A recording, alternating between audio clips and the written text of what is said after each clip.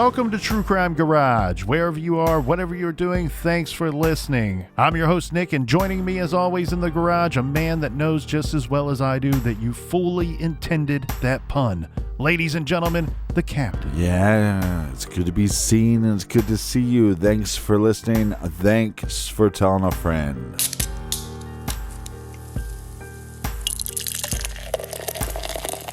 This week we are very happy to be featuring Ritual Destruction by one of my very favorite brewers. That's Jackie O's. Ritual Destruction is a hazy double IPA that is bright, effervescent, and features a hint of apricot, made from real apes. ABV 9%, garage grade 4.25 bottle caps out of 5. And let's give some praise and thank you to our good friends for helping us out this week.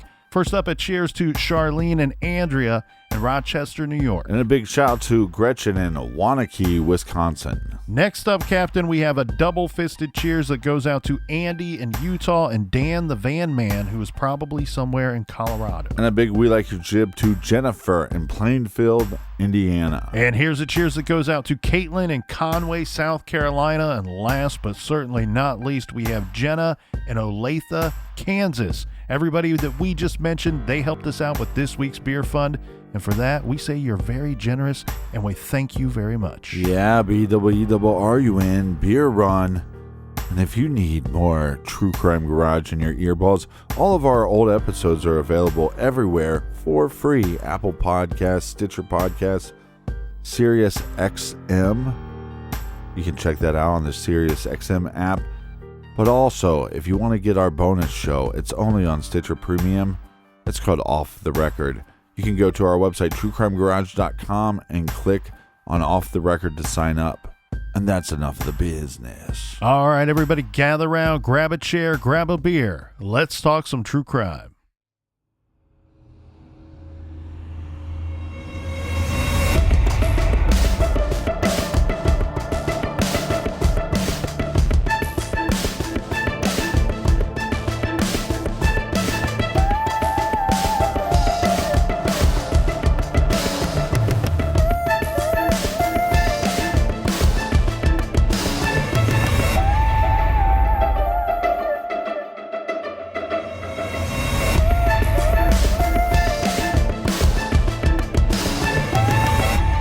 The city of Beatrice is located in the southern portion of the Great Cornhusker State of Nebraska. Beatrice was once featured on the popular show Unsolved Mysteries for a famous story from the city's history that took place in 1950, when a natural gas explosion destroyed a church during the church choir's regularly scheduled practice. But miraculously, all 15 choir members survived, because for a variety of different reasons, each of the 15 were running late that day. The true crime story we are featuring today did not make it on Unsolved Mysteries and takes place 35 years later in 1985. Today, and back in 85, the population of Beatrice is practically the same. Right around 12,500 people lived in Beatrice, which is in Gage County, Nebraska. And we will reference both Beatrice City Police and Gage County Sheriff's Department during our garage exploration of this case. Helen Wilson was born in the nearby village of Pickrell, which is also in Gage County. She was born on July 13th, 1916, and at the time of our story, she was 68 years old and living alone. Helen was retired, and her husband passed away years earlier. She was very active in her local Methodist church. In fact, she helped out quite a bit by watching some of the children at the church while their parents attended. She was also a member of the Gage County Historical Society and the Eagles Auxiliary. In the days leading up to February 1985, Helen was not feeling well. Helen had pneumonia and was relying on the help of others, including her daughter Jan. Winters in Nebraska are cold, and the February nights are even colder. On the night of February 5th, 1985, 68-year-old Helen Wilson went to bed. The next morning, Helen's brother went to her apartment on North 6th Street And sadly, at approximately 9:30 a.m. on February 6th, he found Helen dead. She had been murdered sometime between when she went to bed the night before and that morning. This is True Crime Garage, and this is a case of Helen Wilson and the Beatrice 6.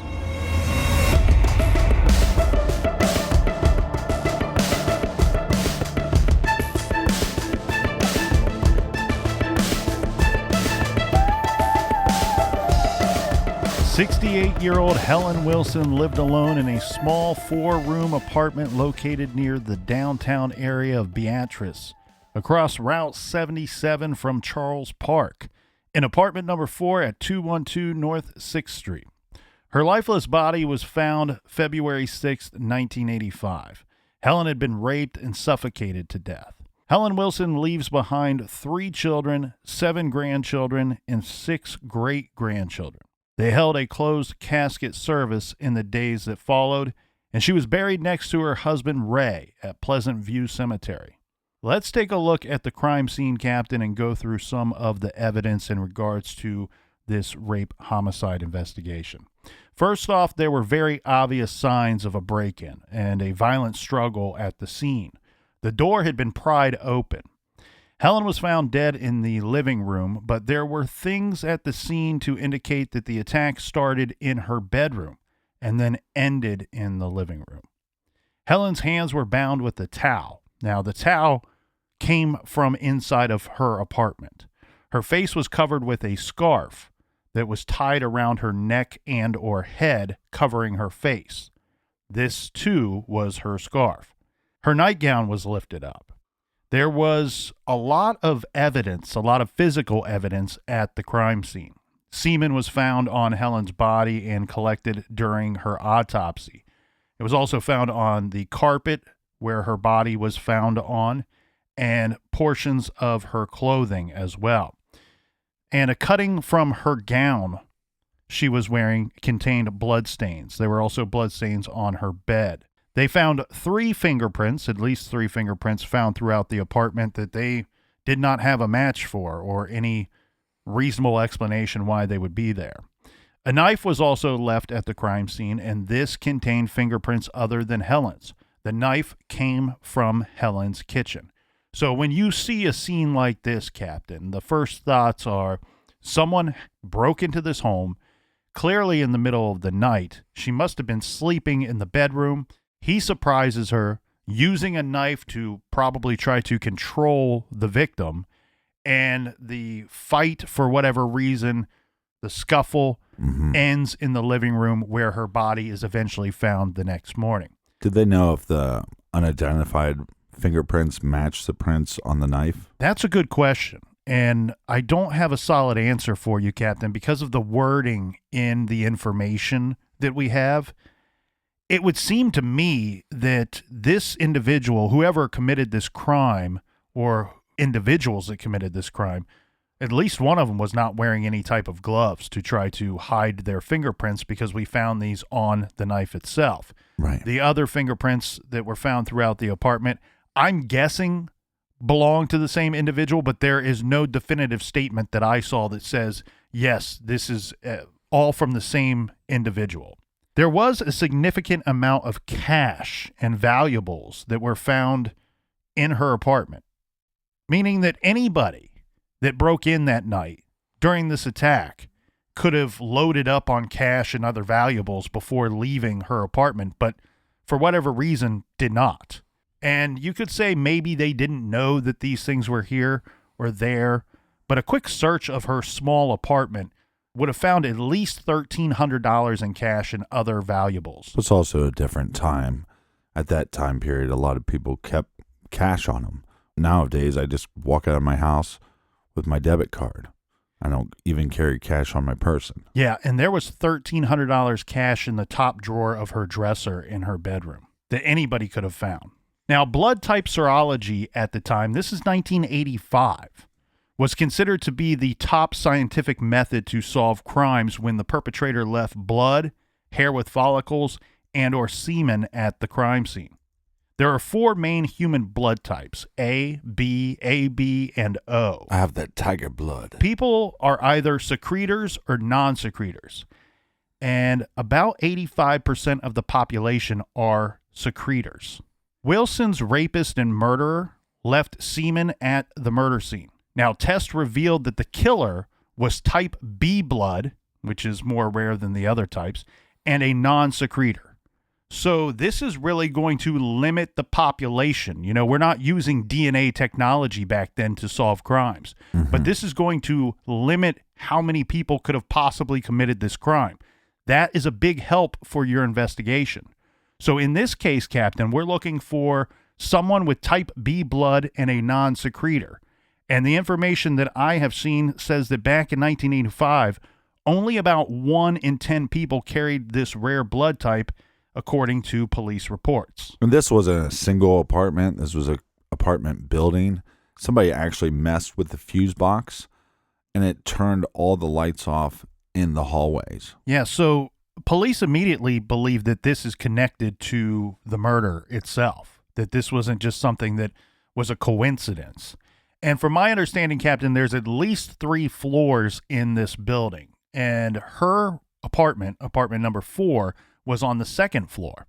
What this indicates to me is that whoever perpetrated this crime had some kind of knowledge of this building. Right. The other thing, too, is you have to wonder, would the perpetrator have known or known of, no matter how loosely, the victim themselves?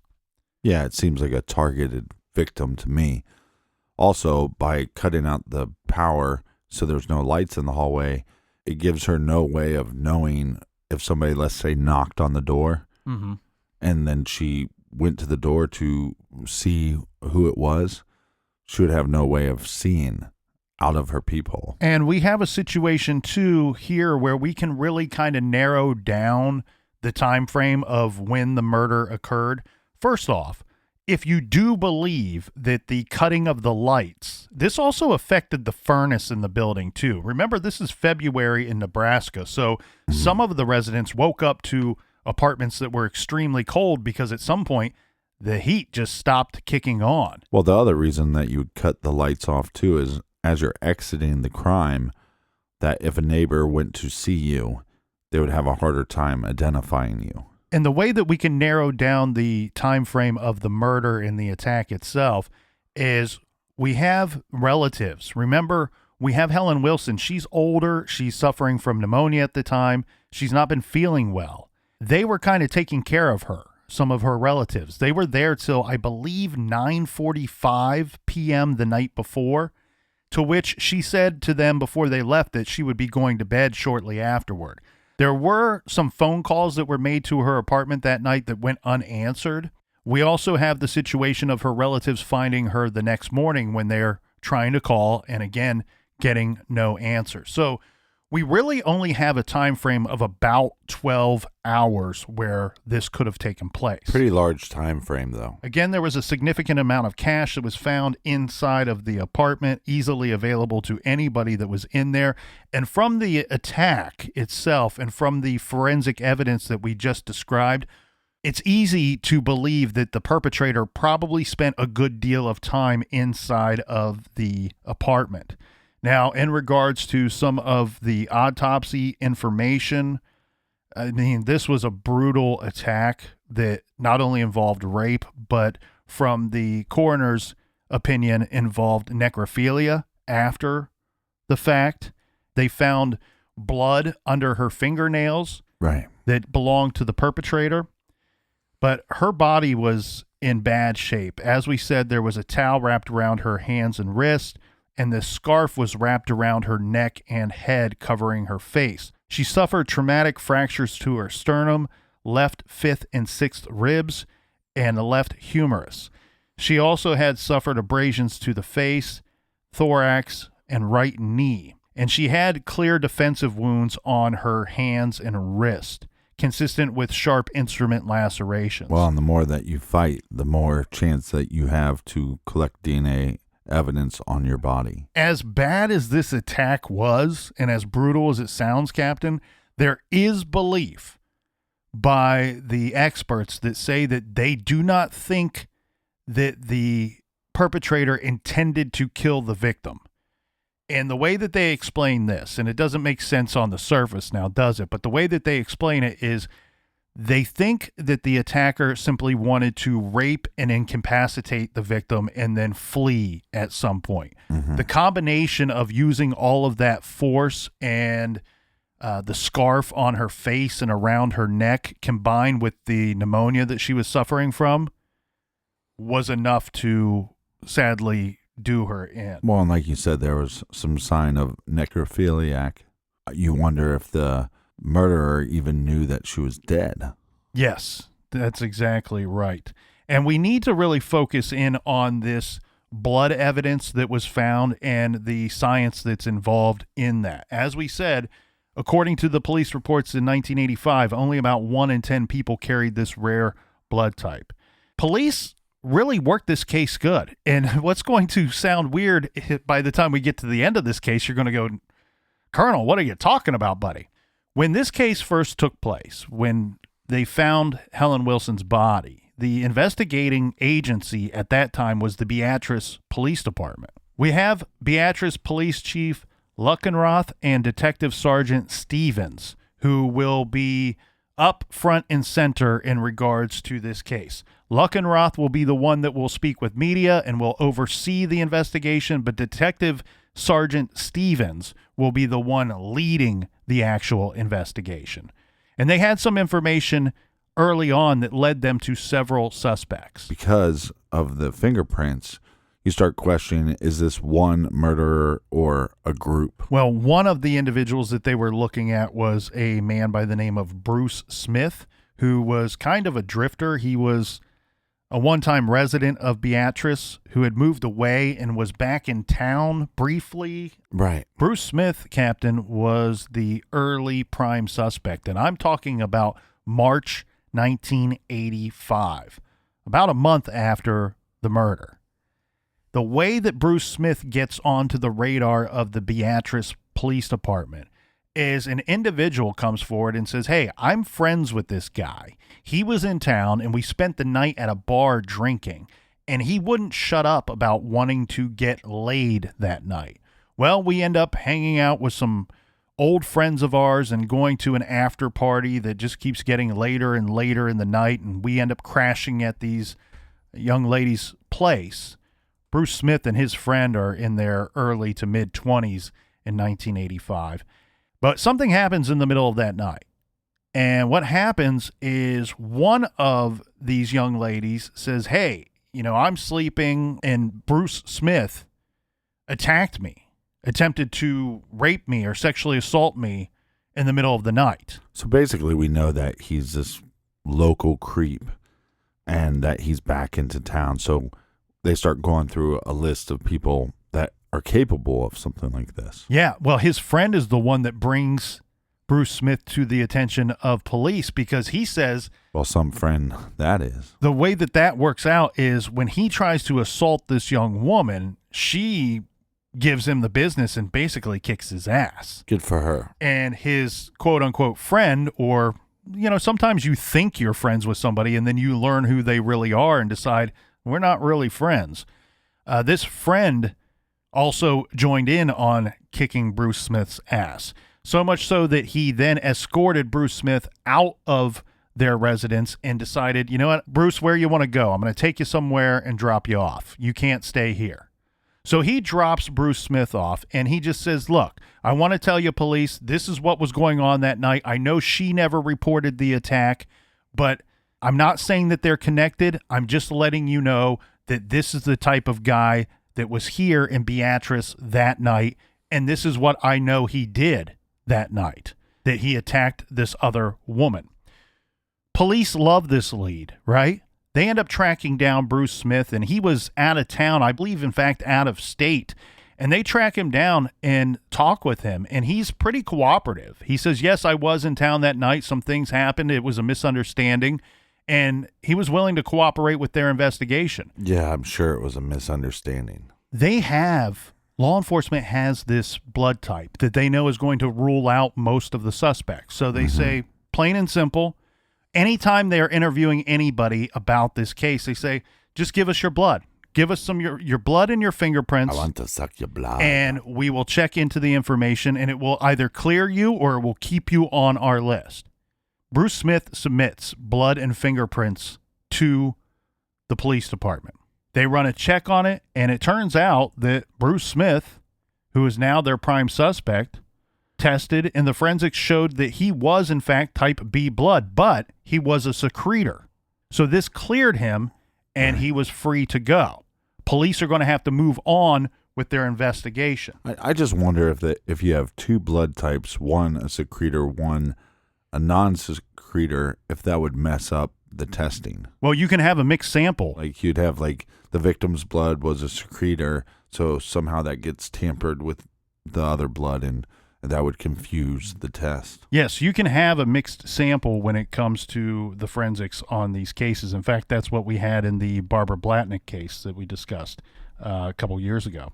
About 90 days into Beatrice Police Chief Don Luckenroth's homicide of Helen Wilson investigation, police announced that phone tips and police suspicions led to checks into 62 men. Now, around this time, Helen's daughter, Jan, was interviewed. Jan said that the citizens of Beatrice and others from around the area were very sympathetic to her and her family, saying, quote, "This town is fantastic. I've lived here all my life, and the people are just wonderful." And she spoke highly of law enforcement personnel working the case as well, saying, quote, "They've been nothing but considerate of our feelings right from the start." Shortly after the murder of Helen Wilson, her family established a reward fund being offered for information leading to the arrest of the killer. When Helen's family set up the reward, it was for $1,000. But after 90 days, and with the help of other contributors from members of the public, the reward as of June of 1985 was just over $3,500. Now, Jan urged members of the elderly community to take security precautions and asked that if anyone may have seen something out of the ordinary on February 3rd and February 4th, or if they know someone acting strange after the murder, to please contact Beatrice Police Department. Well, the FBI also was brought into this case pretty quickly. They sent out just a single agent. But like we said, this is a very small town, just a little over 12,000 people. And with that blood sample, you're able to eliminate so much of the population. There will be a lot of blame to be thrown around here, Captain, in what will ultimately be a horrific investigation into this murder case. What I want to point out one more time is Police Chief Luckenroth and the Detective Stevens. Look at the work that they're doing. It's 1985. They are making sure that they collect all of the proper forensic evidence at the crime scene, that it's stored properly, that it's tested, and that information is kept and used to steer their investigation. They're also bringing in other agencies. They recognize, look, we're the Beatrice Police Department. This might be above our bar. So let's bring in an expert and have them assist us, or at least tell us where to go with our investigation, because we need a little guidance. Usually these things are solved within 48 to 72 hours. Let's bring in the FBI. So the FBI sends Special Agent Peter Klismet to speak with and work with the Beatrice Police Department. And he's going to put together an FBI profile, a perpetrator profile on Helen Wilson's homicide investigation. And my summarized version of his profile reads as follows. It is not likely that Helen Wilson was a victim of a crime of opportunity. It is possible the victim was surveilled or possibly known to the offender. Robbery was definitely, listen to that, robbery was definitely not the motive for the attack or murder. The knife used came from inside the home. This was used by the perpetrator to gain control of the victim. This attack is definitely connected to the same individual that committed the failed attacks on single elderly women a year and a half to 2 years ago. All right, so I want to talk about this and break in here for a minute here, Captain. So you want to break into your own conversation? In Beatrice. Yes. in 1983, there were several attacks that were undetermined to be related or not, where someone broke into a single elderly woman's home or apartment and attempted to either rape them or assault them, but was unsuccessful for whatever reason. May have gotten scared off, maybe she fought back, got spooked, whatever. Ended up leaving the scene, fleeing the scene. This information was given to the FBI when they were reviewing Helen Wilson's murder investigation. And this is our special agent saying this attack, in his opinion, was definitely connected to those 3 failed attacks that took place a year and a half to 2 years ago. He goes on to add, these attacks took place in the middle of the night within blocks of Helen Wilson's apartment. Mm-hmm. The killer may live alone. He might live close to the murder scene and the previous attacks.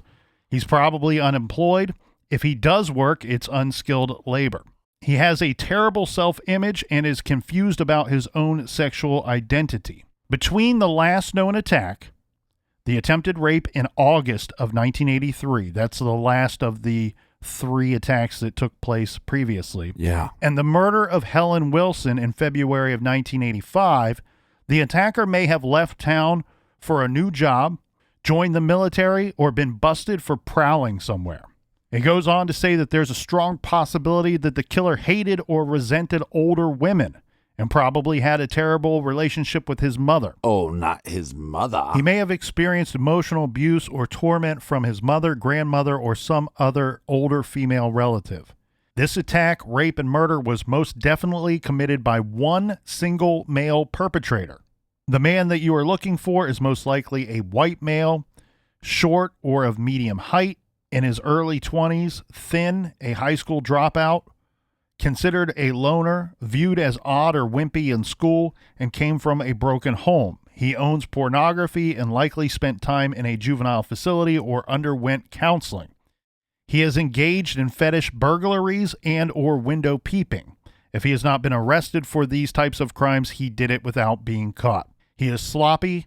He is dressed poorly. He has bad hygiene. He knew the area and possibly the building. He had a well-planned escape route and did not feel that he would be caught.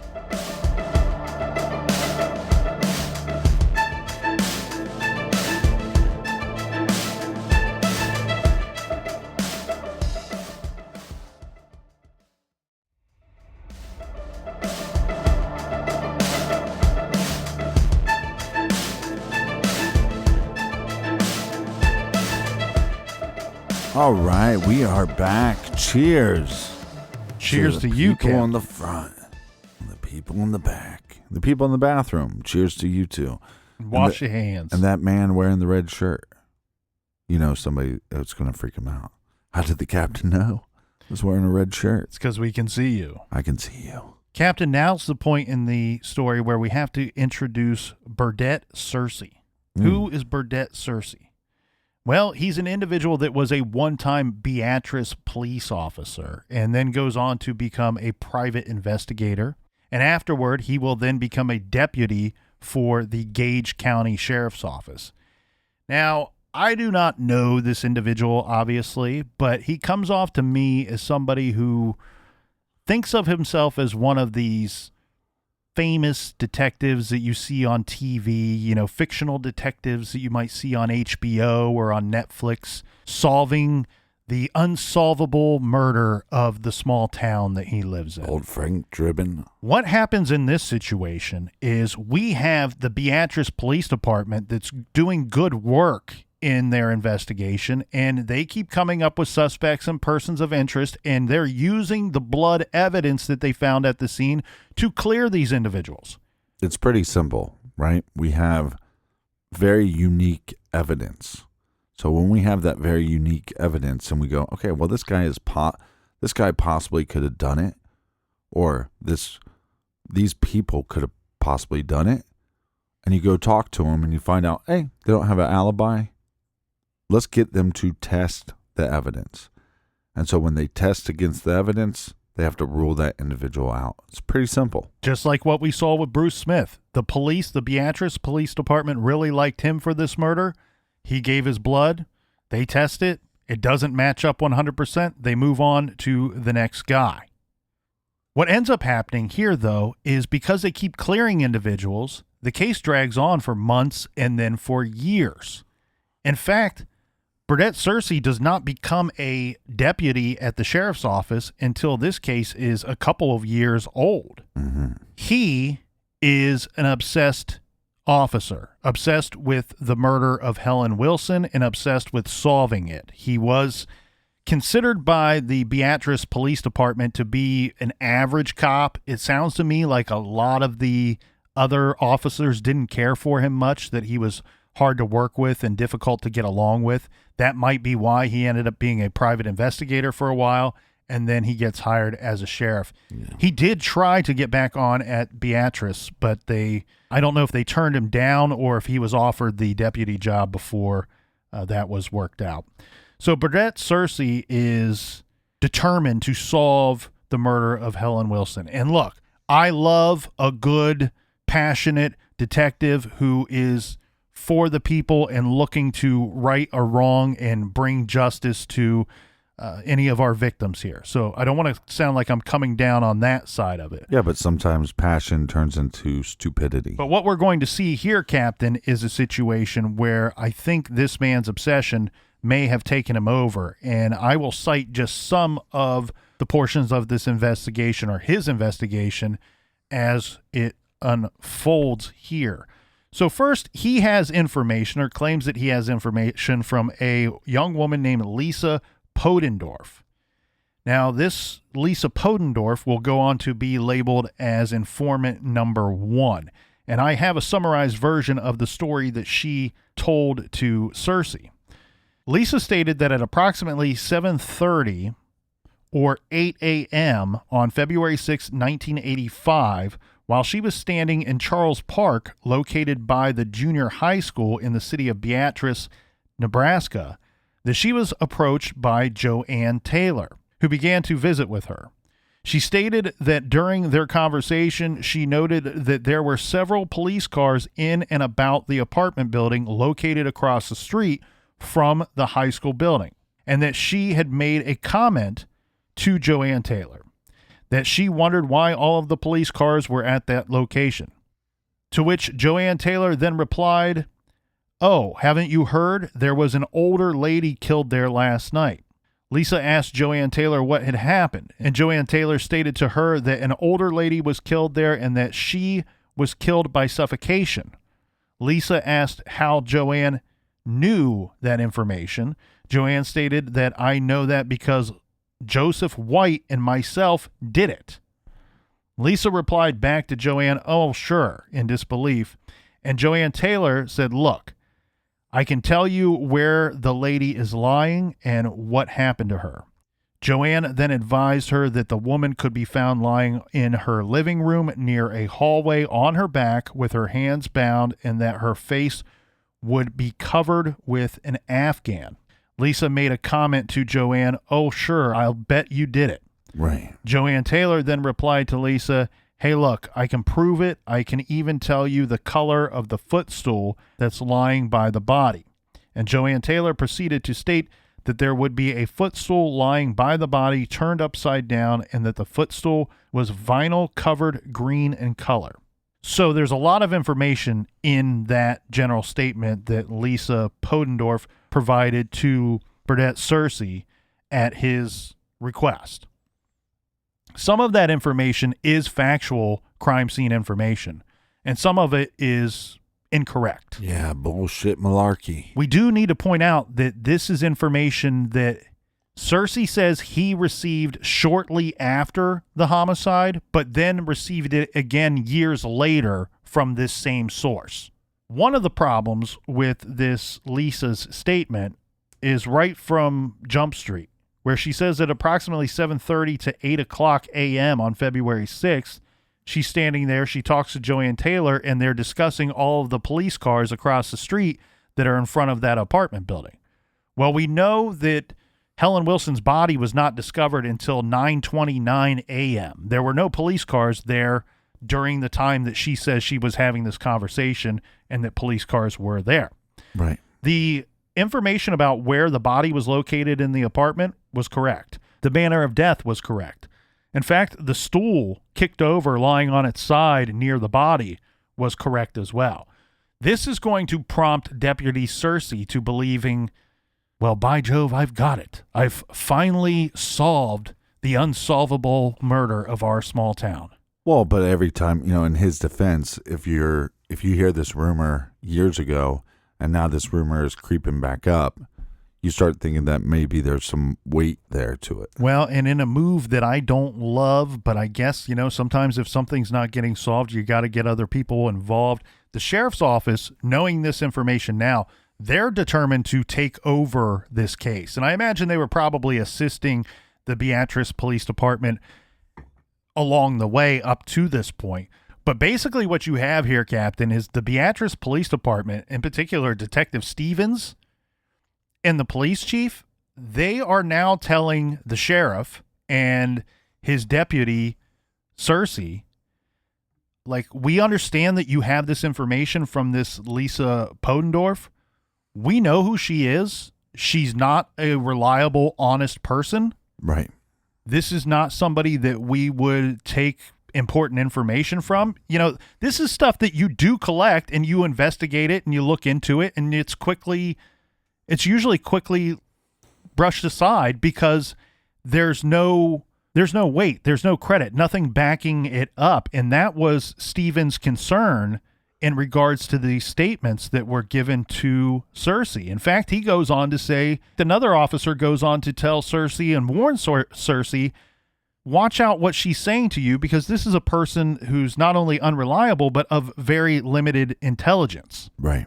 Searcy takes her statement to be gospel, that now we have Joanne Taylor and her friend Joseph White who committed this crime.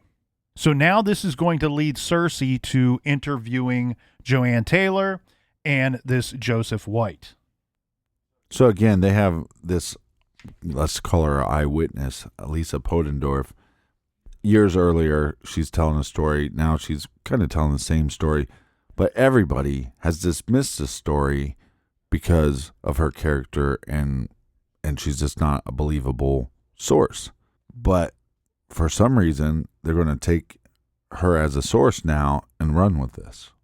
Well, not only that, we have Searcy, the Deputy Searcy, who is now telling the sheriff's office that he works for, look, my confidential informants, I have more than one, not just this Lisa person, but they've given me information that has assisted in identifying several persons who are known in the area where the Wilson homicide occurred.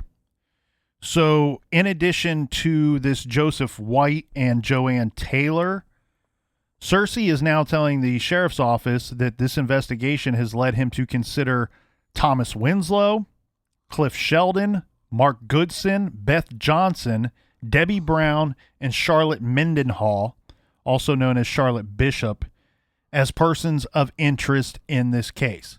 So At this time, he's not necessarily saying that all of these individuals did in fact commit the murder. Right. But these are all persons of interest to him based off of information that he's been told by, these could be local gossip people. They could be rumors that are going around town. Mm-hmm. But whatever he's hearing is leading him to believe that some of these individuals are involved in Helen Wilson's homicide.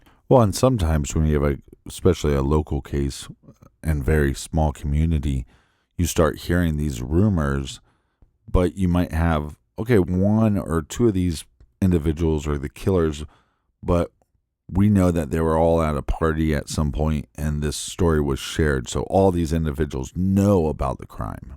The interesting thing here, Captain, is now we have 8 individuals that Searcy is concerned with as being possible persons of interest.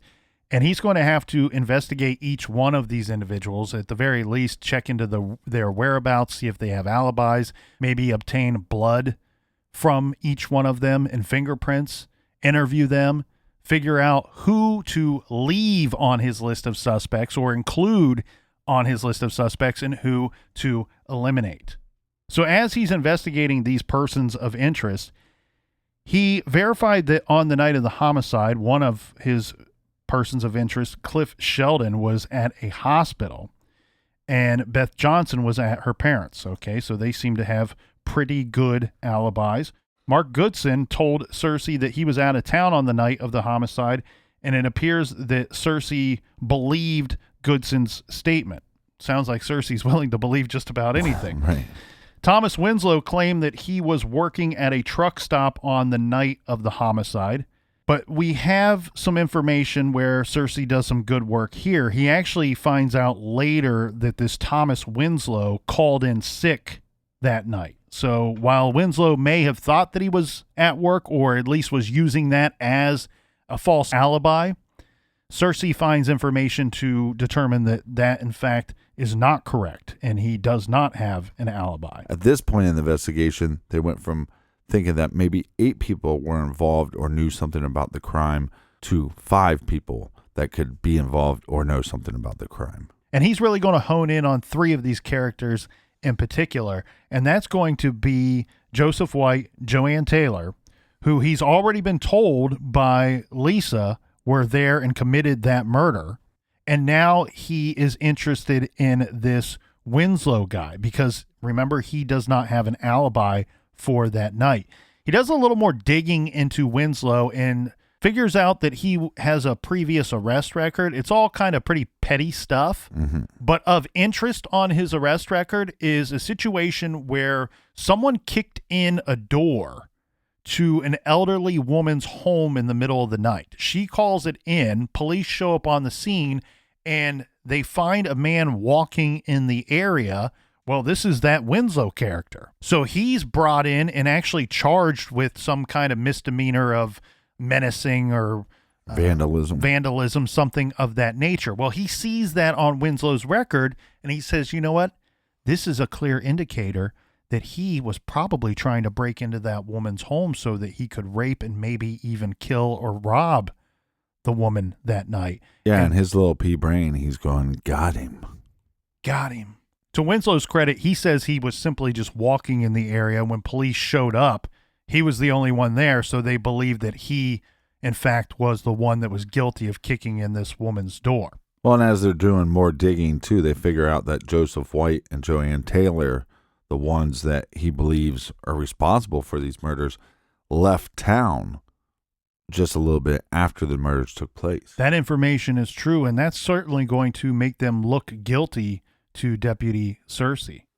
What we have here, Captain, is a situation where Winslow gets himself into some kind of trouble. He ends up being involved in a pretty brutal robbery that takes place, and it sounds like Winslow was kind of the lookout man, and this robbery goes bad, and his partner ends up severely assaulting the man that was robbed. So Winslow is facing now decades in prison for this violent robbery that he was involved in. This is going to be Cersei's in, right? He's going to be able to go to the jail while this guy's waiting for his trial, and he's going to be able to talk with him. And he says to him, look, I know that you have some kind of information in regards to the homicide of Helen Wilson. Tell me what you know. Do you know a Joanne Taylor? Yes. Do you know a Joseph White? Yes. You're friends with them. I was friends with them a long time ago. I was friends with them 4 years ago, just before they left town shortly after the murder. What ends up happening is, after a long interview process, Winslow is now saying and getting an opportunity to get off of this long prison sentence for the violent robbery if he agrees to say that Joseph White and Joanne Taylor told him that they committed the homicide, and that is why they were leaving town. Right, because at this point we have Lisa that we can't believe. Even everybody in town is saying we can't believe her. But if we have her saying it and another person saying it, now we have 2 people going to be able to testify against Joseph and Joanne. Today we will be recommending Failure of Justice by John Farrick. This book is fantastic on the case, and it's a really long process here, Captain, how they get from the FBI telling them one single male perpetrator committed this crime to now we're up to 3 people, right? We're two people were involved, and one guy, Winslow, knows about it, and because he's facing a lengthy prison sentence, he's all more than happy to throw his former friends under the bus and say, yeah, they told me they were getting out of Dodge because they committed the murder. Right. Interview after interview after interview. He wants to know that they told him details. They didn't just tell you that they committed the crime and they're leaving town, did they? No, they told you intimate details. Didn't they tell you this, that, the other thing? He's feeding Winslow information to help fill in a lot of the blanks and give him details, unknown to the public details about the homicide, the rape, and the attack itself. Showing him pictures of the crime scene. Well, and we see this all the time. You know, look at West Memphis 3 or whatever, where it's like, they used this weapon, and the cops go, you sure it was that weapon? You sure it wasn't a knife? You sure it wasn't this? And they just kind of point them into the correct direction. Armed with this information, they are going to go back to their original suspects, Joseph White and Joanne Taylor. To which Joseph White, he says, look, I'm innocent. I do not know what you're talking about. I didn't kill any woman. I didn't do it with Joanne Taylor. I didn't leave town because I killed a woman. I have no involvement in this at all. And furthermore, they don't have any evidence that Joseph White did this other than this confession from this Winslow guy they just received. And it's, you know, a little bit of information that turns into a lot of information. But then you have these fingerprints, and you go, how about we test these fingerprints and this blood evidence? Well, that's the thing. What happens is the blood evidence doesn't match Joseph White. The fingerprints don't match Joseph White. Well, that's okay, because we now know that two people were there. So does the blood match Joanne Taylor? No. Did the fingerprints match Joanne Taylor? No. Well, Winslow must knew be somebody else there. Winslow knew about this crime. He says that he knew about it. Maybe he knows more than what he's telling us. Maybe he was there that night too and helped the two of them commit this crime. Maybe he was actually even involved in the murder and rape itself. Now we're up to 3 people tied together being involved in the murder and rape. They test Thomas Winslow's blood. It doesn't match. The fingerprints do not match. At some point, you'd start going, hey, all these no's equal they're not involved. But he doesn't stop there. He goes, okay, well, now we got these 3 suspects, but they don't match. So, well, they knew about the crime, possibly were there. So now I need to find another individual that actually matches the evidence. Through this, they will get a confession from Joanne Taylor and Thomas Winslow. Thomas Winslow goes from just knowing about the crime to now he's completely involved, and he's confessing that he was in fact there and was involved in the attack itself. Their stories are all a little, they're not 100% lining up, but they're close. Joanne Taylor and Thomas Winslow's stories are close. And what's interesting to me here, Captain, is that these are fairly detailed, actually not fairly, they're very detailed accounts of what went down that night. How much of that information was fed to them is certainly to be called into question. Now, note, Joseph White is still proclaiming innocence. He never confesses to anything. He never implicates anybody else in the homicide. In fact, he even says, I believe I was with Joanne Taylor that night, so she couldn't have committed the crime or committed it with anybody else.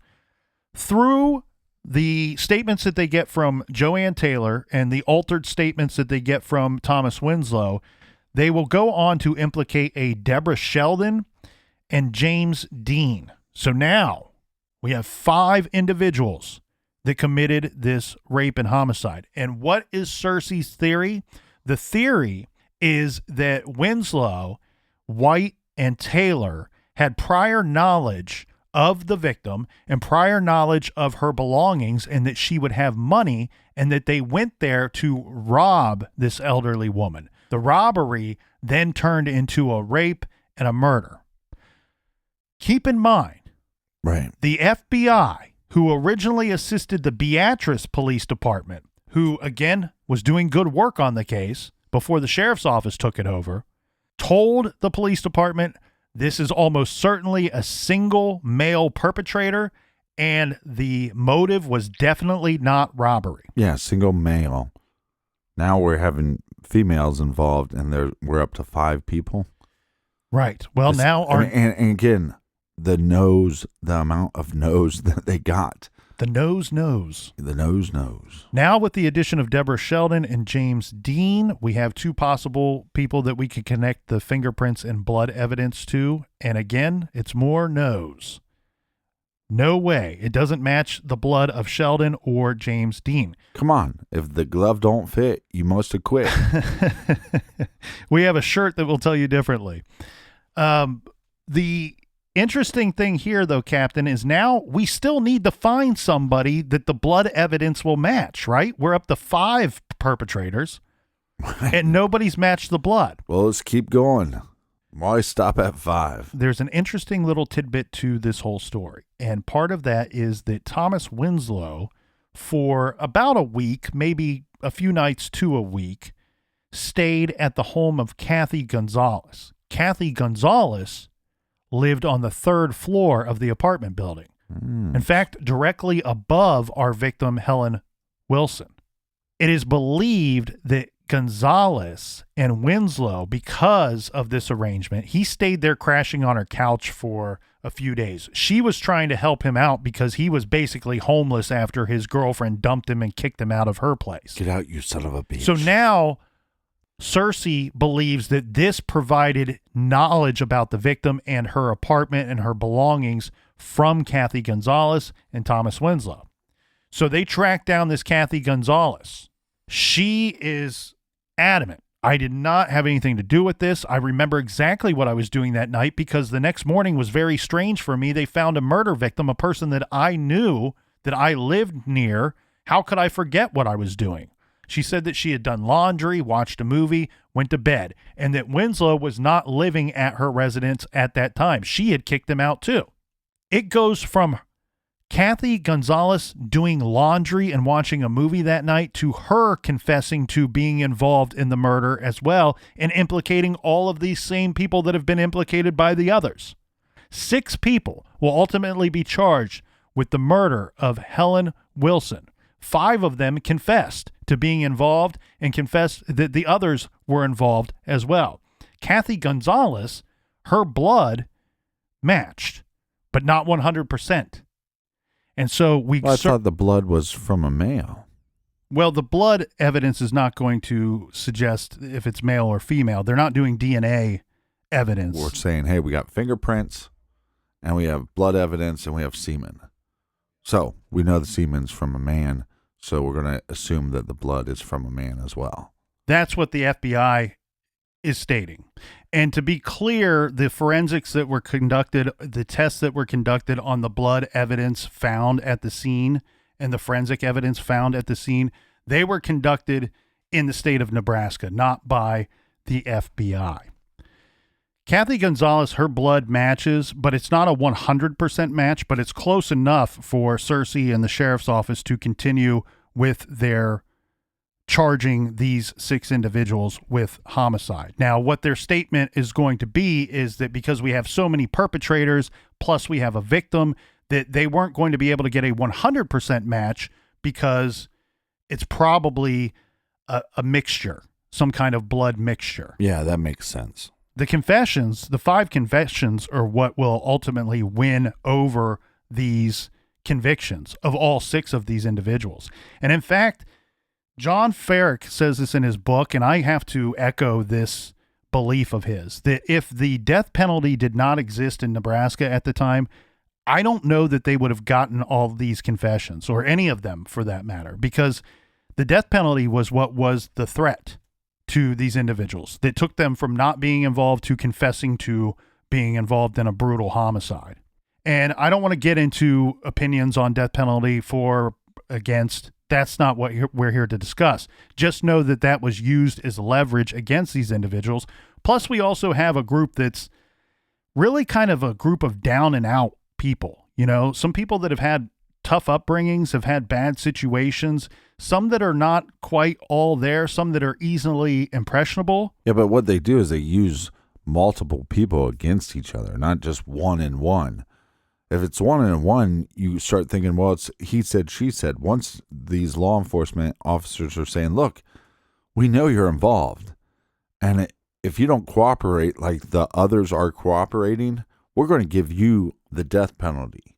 So then you're going to start contemplating in your head, well, I'm innocent of the crime. I definitely don't want to die because of it.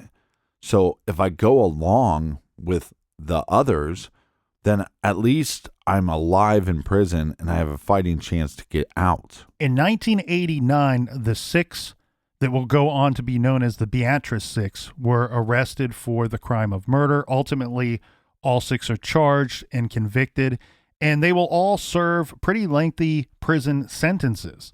Now, this will be up until they are all 6 of them, exonerated in 2009.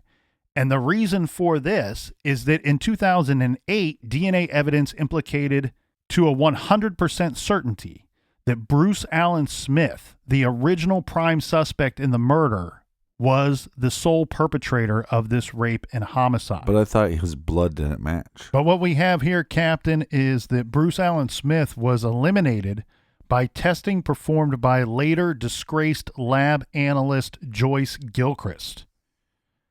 So she just did a shoddy job with her testing and her findings in her test.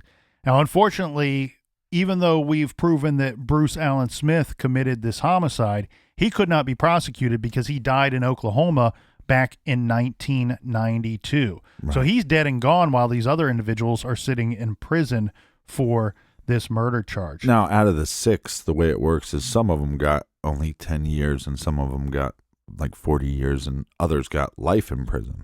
That's correct. We have White, who received life in prison. The 2 males were charged, most heavily charged, because they were the ones that were implicated by the others as committing the rape and the murder itself. Right.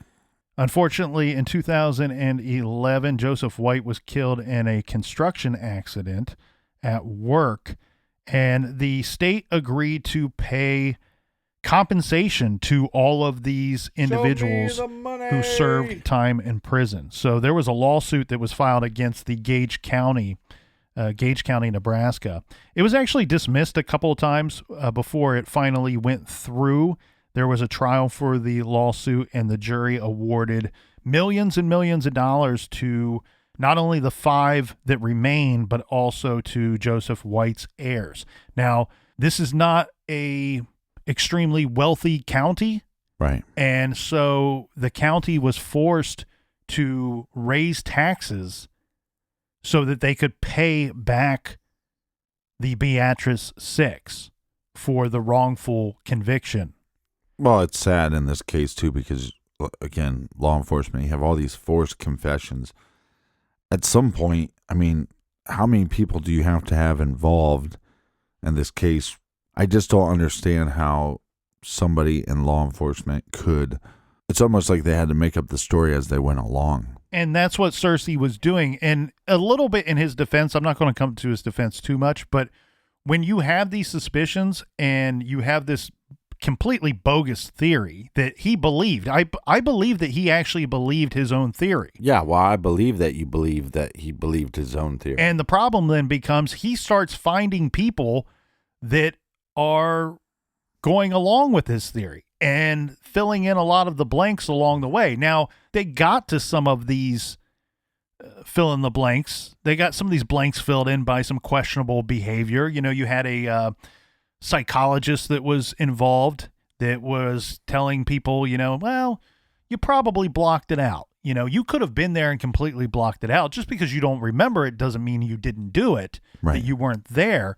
And they started relying on a lot of the confessions, a lot of the portions of the confessions that implicated themselves and the others came from first the notion of, well, the police tell me I was there, so I must have been there.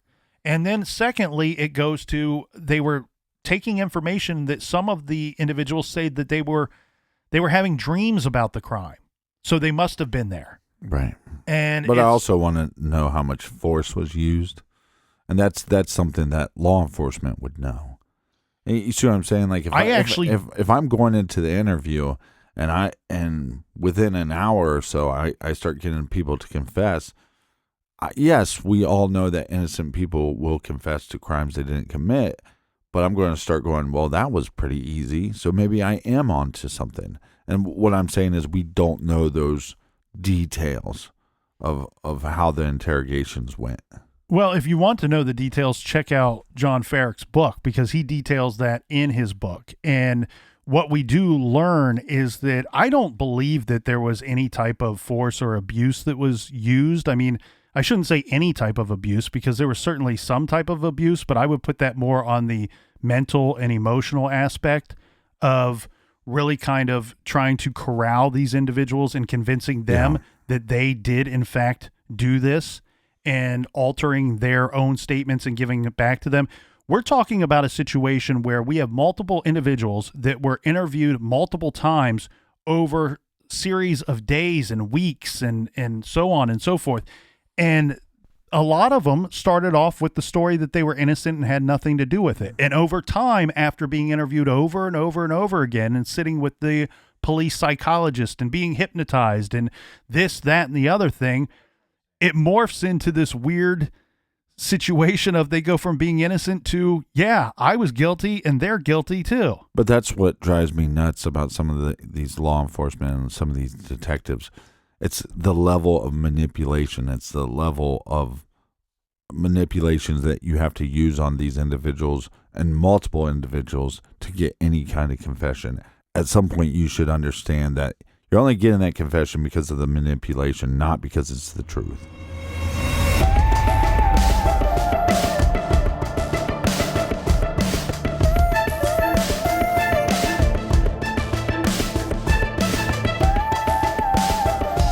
All right.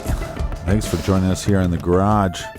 And if you are freak nasty, make sure you check out Off the Record, our bonus show that comes out every other week. But only do so if you're nasty. Colonel, do we have any recommended reading for this week? Yes, sir, Captain. Obviously, this week we will be recommending Failure of Justice, A Brutal Murder and an Obsessed Cop, and 6 Wrongful Convictions by John Farrick. You can find that wonderful title and many others on our website, truecrimegarage.com. Click on the recommended page. This book is incredible. This is a very convoluted and difficult to understand story because there's so many people involved. There's so many different confessions. John Farrick did an amazing job of laying this case out and really detailing every portion of this case, an investigation that ultimately took over 4 years. So make sure you check out Failure of Justice by John Farrick. It's also available on Audible, so you can check it out there. I'm actually listening to it right now as we speak, as we record. Make sure you join us back here in the garage next week. Until then, be good, be kind, and don't lie.